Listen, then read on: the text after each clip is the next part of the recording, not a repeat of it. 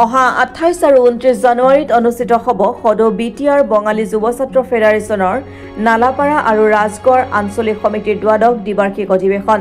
তামুলপুৰ আৰু ওদালগুৰি জিলাৰ সীমামূৰীয়া নালাপাৰাত অনুষ্ঠিত হ'বলগীয়া এই অধিৱেশনৰ আজি আনুষ্ঠানিকভাৱে মাংগলিক পৰিৱেশত লাইখুটা স্থাপন কৰা হয়। আদৰণি সমিতিৰ উপসভাপতি প্ৰশান্ত মজুমদাৰে আধৰা অনুষ্ঠানত বিটিআৰ বঙালী যুৱ ছাত্ৰ ফেডাৰেশ্যনৰ প্ৰাক্তন কেন্দ্ৰীয় সভাপতি তথা বৰ্তমানৰ বিজেপিৰ জ্যেষ্ঠ নেতা শ্যামল চৰকাৰৰ উপস্থিতিত আজি সংগঠনৰ কৰ্মীসকলে আনুষ্ঠানিকভাৱে নাম কীৰ্তন কৰি স্থাপন কৰে অধিৱেশনৰ লাইখুটা। বঙালী জাতিৰ কৃষ্টি সংস্কৃতিৰে জীপাল হ'ব লগা অধিৱেশনস্থলীত সকলো ৰাইজৰে উপস্থিতি কামনা কৰিছে আয়োজক মণ্ডলীয়ে। যৌথভাৱে দুয়োটা আঞ্চলিক সমিতিৰ এই দ্বাদশ দ্বিবাৰ্ষিক অধিৱেশনৰ বাবে উখল মাখল পৰিৱেশে বিৰাজ কৰিছে। অসমৰ প্ৰতিটো জাতি জনগোষ্ঠীৰ লগত একেলগে আগুৱাই যোৱাৰ লক্ষ্যৰে আৰু সৰ্বাংগীন উন্নতিৰ বাবে বিশদভাৱে আলোচনা হ'ব অধিৱেশনত। বাৰে বৰণীয়া শোভাযাত্ৰাৰ লগতে বিস্তৃত কাৰ্যসূচীৰে অনুষ্ঠিত হ'ব এই অধিৱেশন। লগতে অনুষ্ঠানৰ অন্তিম দিনা সাংস্কৃতিক সন্ধিয়া পৰিৱেশন কৰিব জনপ্ৰিয় গায়িকা মৰ্মিতা মিত্ৰই বুলি জানিবলৈ দিয়ে আদৰণি সমিতিৰ সভাপতি বিজয় বৈশ্য, সম্পাদক ৰাম চৰকাৰে। অসমত বসবাস কৰি থকা বঙালীসকলৰ আমাৰো এটা নিজস্ব সংস্কৃতি কলা কৃষ্টি আছে। সেই হেতুকে আমি সদৌ বিটিআৰ বাঙালী যুৱ ছাত্ৰ ফেডাৰেশ্যনৰ ৰাজগড় আঞ্চলিক তথা আমাৰ নালাপাৰা আঞ্চলিকে যৌথভাৱে আমি এই অধিৱেশনখনৰ জৰিয়তে আমাৰ কলা কৃষ্টি সংস্কৃতি আমি কেনেকৈ ধৰি ৰাখিব পাৰোঁ বা আমি কেনেকৈ আগুৱাই নিব পাৰোঁ সেই উদ্দেশ্যে আমাৰ এই অধিৱেশনখন মানে আয়োজন কৰা। লগতে আমাৰ এই অঞ্চলৰ নালাপাৰা ৰাজগড় একেবাৰে পিছপৰা অঞ্চল, এই অঞ্চলৰ সামগ্ৰিক উন্নয়নৰ ক্ষেত্ৰতো এই অধিৱেশনখনৰ আয়োজন কৰাৰ মানে এটা চিন্তা চৰ্চা আৰু যাতে এই অধিৱেশনখনৰ জৰিয়তে যাতে আমাৰ এটা ভাতৃত্ববোধৰ এটা সমন্বয়ৰ বাৰ্তা এটা যাতে যায়, লগতে আমাৰ কলা সংস্কৃতিটো যাতে আমি আগুৱাই নিব পাৰোঁ। চলিত জানুৱাৰী মাহৰ 28 আৰু 29 তাৰিখে দুদিনীয়া বৰ্ণাঢ্য কাৰ্যসূচীৰে নালাপাৰাত যিটোকে ৰজাগড় আঞ্চলিক আৰু নালাপাৰা আঞ্চলিক চাৰা বিটিআৰ বেংগলী যুৱ ছাত্ৰ ফেডাৰেশ্যনৰ দ্বাদশ দ্বিবাৰ্ষিক অধিৱেশন আয়োজন কৰা হৈছে। আৰু সেই দ্বাদশ দ্বিবাৰ্ষিক অধিৱেশনৰ সৈতে সংগতি ৰাখি আজি যিটোকে লাইখুটা কাৰ্যসূচী অনুষ্ঠিত কৰা হ'ল। আৰু এই লাইখুটা কাৰ্যসূচীত ইতিমধ্যে চাৰা বিটিআৰ যুৱ ছাত্ৰ ফেডাৰেশ্যনৰ কেন্দ্ৰীয় সমিতিৰ উপদেষ্টা সন্মানীয় শ্যামল চৰকাৰ ডাঙৰীয়া উপস্থিত থাকি এই কাৰ্যসূচীটো সুন্দৰভাৱে ৰূপায়ণ হৈ গ'ল। আৰু যিহেতুকে চলিত জানুৱাৰী মাহৰ 28 আৰু 29 তাৰিখে এই চাৰা বিটিআৰ যুৱ ছাত্ৰ ফেডাৰেশ্যনৰ যি বৰ্ণাঢ্য কাৰ্যসূচীৰ আয়োজন কৰা অধিৱেশনৰ এই অধিৱেশনত নিশ্চিতভাৱে ইতিমধ্যে উদ্যোক্তাসকলে ক'লে যে এইবাৰ প্ৰথমবাৰৰ বাবে এই নালাপাৰা অঞ্চলত এনেকুৱা ধৰণৰ এটা জাক জমকতা এটা অনুষ্ঠান হ'বলৈ গৈ আছে। আৰু এই অনুষ্ঠানৰ ক্ষেত্ৰত আজি যিটো আদিবাসী ছাত্ৰ সন্থা হিচাপে আমাকো আমন্ত্ৰণ জনাইছিলে, আমিও আদিবাসী ছাত্ৰ সন্থা হিচাপে আমি আদৰণি জনাইছোঁ এই অধিৱেশনটিৰ প্ৰতিটো কাৰ্যসূচী যাতে সুন্দৰভাৱে ৰূপায়ণ হওক। আৰু ইতিমধ্যে আমি গম পালোঁ যিগৰাকী নেকি অসমৰ জনপ্ৰিয় শিল্পী মৰ্মিতা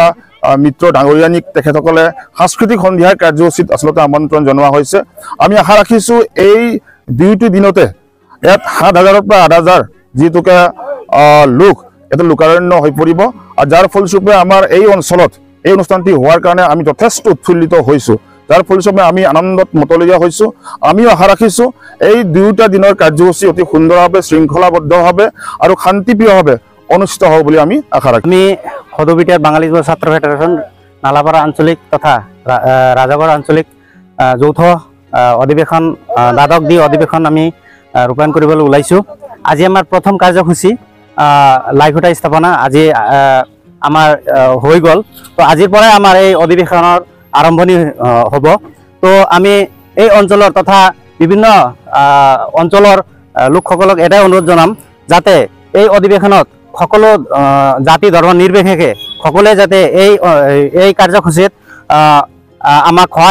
সহযোগিতা দিহা পৰামৰ্শ আগবঢ়ায় তাৰে কামনা কৰিছোঁ। বিশেষকৈ আমাৰ আৰু কাৰ্যসূচী দুদিনীয়া বৰ্ণাঢ্য কাৰ্যসূচীৰে আমি ৰূপায়ণ কৰিব ওলাইছোঁ। আমাৰ প্ৰথম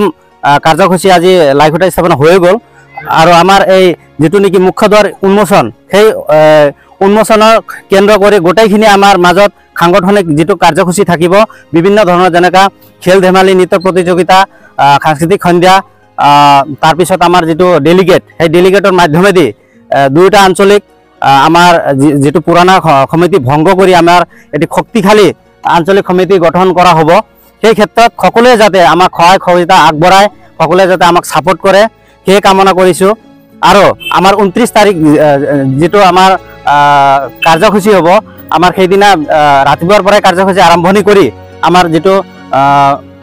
12টা বজাত যেটো আমাৰ 12টা বা 1টা বজাৰ পৰা যেটো আমাৰ মুকলি সভা এই মুকলি সভা আৰম্ভ হ'ব তাৰ পিছত আমাৰ গোটেই দিনটো মুকলি সভা আৰু বিভিন্ন ধৰণৰ কাৰ্যসূচী হাতত লৈ যেটো খন্দিয়া হ'ব খন্দিয়া হোৱাৰ লগে লগে আমাৰ অসম পপুলাৰ গায়িকা মমিতা মিত্ৰা তেওঁ নিজৰ সংগীত খৰাই আগবঢ়াব আমাৰ সেই দিনা আমি বিভিন্ন জাতি জনগোষ্ঠীৰ কলা সংস্কৃতিৰ লগত আমাৰ যেটো আমাৰ বঙালী সম্প্ৰদায়ৰ যেটো কলা সংস্কৃতি আছে সেই সকলৰ লগত যাতে আমি মিলাই চলিব পাৰো সকলৰ লগত যাতে আমি সকলৰ সমাজৰ লগত যাতে আমি মিলি চলিব পাৰো তাৰে এটা উদ্দেশ্য আমাৰ লগত আমি যাতে সমন্বয় এটা মানে উত্থাপন কৰিব পাৰো সমন্বয়ৰ এটা বাৰ্তা আমি দিবলৈ বিচাৰো এই অধিৱেশনৰ দ্বাৰা এইখিনিয়ে সদৌ বিটিআৰ বাঙালী যুৱছাত্ৰ ফেডাৰেশ্যনৰ নালাপাৰা আৰু ৰাজাগড় আঞ্চলিক সমিতিৰ দ্বাদশ দ্বিবাৰ্ষিক অধিৱেশন ইয়াতে হ'বলৈ ওলাইছে আজি তাৰে লগত সংগতি ৰাখি মিলাই কিনে স্থাপন কৰিলোঁ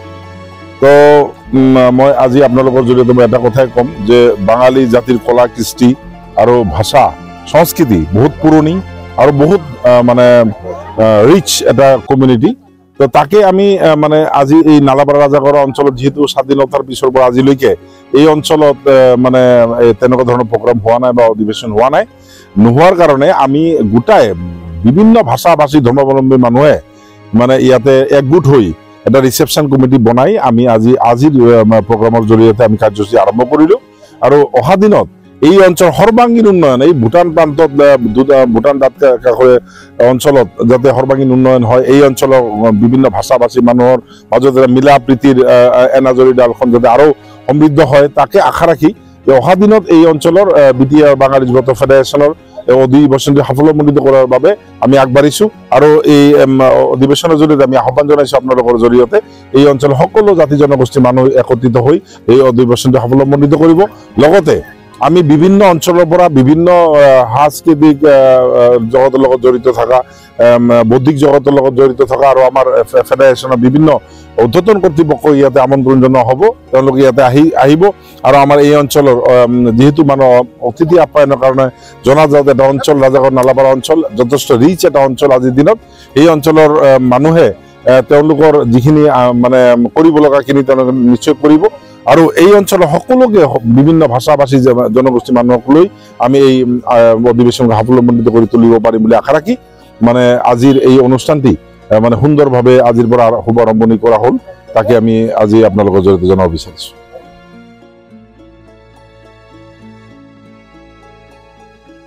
তামুলপুৰৰ পৰা সুমন গড়তুলা ৰিপৰ্ট অসম টুডে।